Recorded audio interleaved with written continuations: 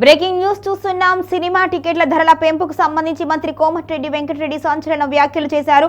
తాను అసలు ఇండస్ట్రీ గురించి పట్టించుకోవడం లేదు అంటూ కూడా ఆయన స్పష్టం చేశారు. పుష్ప తర్వాత ఎవరికి అనుమతించడానికి నేను ఇష్టపడలేదు అంటూ ఆయన వ్యాఖ్యానించారు. అయితే టికెట్ల ధర పెరుగుదలకు తనకు ఎటువంటి సంబంధం లేదు అని స్పష్టమైన సమాధానం అయితే మంత్రి ఇచ్చినట్టుగా తెలుస్తోంది. మొత్తానికైతే రాజాసాబ్ సినిమా ఇక మనశంకర వరప్రసాద్ సినిమాకు సంబంధించి ఇప్పుడు ఉత్కంఠ నెలకొంది.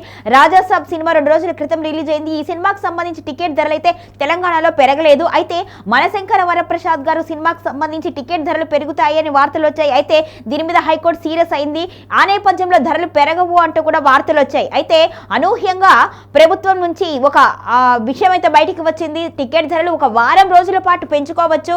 ఇక అదేవిధంగా ప్రీమియర్ షోకి 600 రూపాయలు పెంచుకోవచ్చు రేటు అంటూ కూడా తెలంగాణ ప్రభుత్వం ఆమోదించినట్టుగా వార్తలు వచ్చాయి. ఇక దీనిపై మంత్రి స్పందించి క్లారిటీ ఇచ్చారు. అసలు టికెట్ల ధరల పెంపుకు నాకు ఎటువంటి సంబంధము లేదు. ఇండస్ట్రీ నుంచి ఎటువంటి పెద్దలు వచ్చి సినిమాకు సంబంధించిన వారు వచ్చి కూడా నన్ను ఎవరు కలవలేదు. నేను కేవలం సినిమా పుష్ప 2 తర్వాత జరిగిన పరిణామానికి నేను చాలా బాధపడ్డాను. ఇక ఆ కుటుంబానికి నేను ఆర్థికంగా కూడా సాయం చేశాను అంటూ మంత్రి వివరణ ఇచ్చారు. అంతేకాకుండా ఆ పరిణామం తర్వాత కేవలం ఎవరైనా అప్లికేషన్ పెట్టుకోండి వచ్చి కలవద్దు అంటూ కూడా నేను తేల్చి చెప్పాను అంటూ మంత్రి వివరణ ఇచ్చారు. అయితే మరి దీనికి సంబంధించి ప్రభుత్వం అంటే సీఎం నుంచి ఆదేశాలు వెళ్ళినట్టు కూడా ఊహాగానాలు వినిపిస్తున్నాయి. దీన్ని చూసుకుంటే కాంగ్రెస్ లో అంతర్గత విభేదాలు ఉన్నాయి అనేది స్పష్టంగా అర్థమవుతుంది. ఏ మంత్రి దగ్గర ఉండాల్సిన శాఖ ఆ మంత్రి పని చేయట్లేదు అని సీఎం కనుసన్నల్లోనే అన్నీ ఉన్నాయంటూ కూడా తెలిసిపోతుంది. ఇక ఈరోజు కోమటిరెడ్డి వెంకటరెడ్డి చేసిన వ్యాఖ్యలు ఇందుకు నిదర్శనంగా ఉన్నాయి. ఆ శాఖాపరమైన మంత్రికి సంబంధం లేని విషయం ప్రభుత్వం జోక్యం చేసుకుంది. ప్రభుత్వం నుంచి ఆదేశాలు వెళ్ళాయి అంటే సీఎం రేవంత్ రెడ్డి వెనకాల ఉండి ఆదేశాలు ఇచ్చినట్టుగా తెలుస్తుంది. మొత్తానికైతే ఇక్కడ మరొక విషయం, కొంతమంది ఫ్యాన్స్ అయితే ఆందోళన వ్యక్తం చేస్తున్నారు. ఇక్కడ చిరంజీవి వర్సెస్ ప్రభాస్ గా ఉంది, మెగాస్టార్ వర్సెస్ డార్లింగ్ గా ఉంది సిచ్యువేషన్ అంటూ కూడా ఆవేదన వ్యక్తం చేస్తున్నారు. డార్లింగ్ సినిమాకి టికెట్ల రేట్లు పెంచలేదు. ఇక మెగాస్టార్ సినిమాకైతే రేట్లు పెంచే విషయంలో ప్రభుత్వం అంగీకరించింది. ఇది కేవలం అభిమానుల మీద ఒక సాధింపు చర్యగా ఉంది. అంటే ఇక్కడ ప్రభాస్ వర్సెస్ చిరంజీవిగా సిచ్యువేషన్ తయారు చేస్తుంది ప్రభుత్వం అంటూ కూడా సినీ వర్గాలైతే మండిపడుతున్నాయి. మొత్తానికైతే రేవంత్ రెడ్డి సర్కారు తీసుకున్న నిర్ణయం పట్ల సినిమాలు 2 కూడా భారీ బడ్జెట్ సినిమాలే, ఇద్దరు కూడా అగ్రనాయకులే.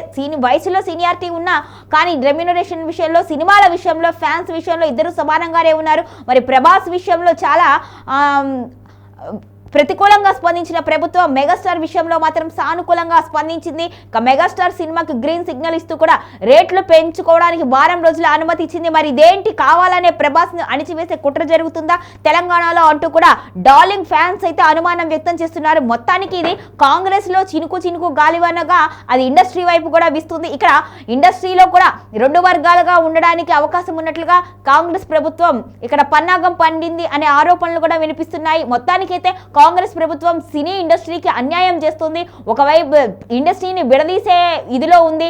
ఇక అభిమానుల మధ్య చిచ్చు రేపుతుంది, హీరోల మధ్య కూడా చిచ్చు రేపుతుంది అనే వార్తలైతే ఇప్పుడు సంచలనంగా మారాయి. మొత్తానికి ఒక హీరోకి ఆదరణ ఇవ్వకుండా మరొక హీరోని ప్రోత్సహించడం ఏమిటి అంటూ కూడా ప్రశ్నిస్తున్నారు. ఇక మంత్రి కూడా తనకి ఎటువంటి సంబంధము లేదు, తనని ఎవరు ఆశ్రయించలేదు సినీ ఇండస్ట్రీ నుంచి కానీ సినిమాకు సంబంధించిన వారు కానీ అని ఆయన స్పష్టం చేశారు. మొత్తంగా చూసుకుంటే రేవంత్ రెడ్డి వీటన్నిటిని వెనకుండి నడిపిస్తున్నారు అంటూ కూడా రాజకీయ వర్గాలు అయితే గుసగుసలాడుతున్నాయి.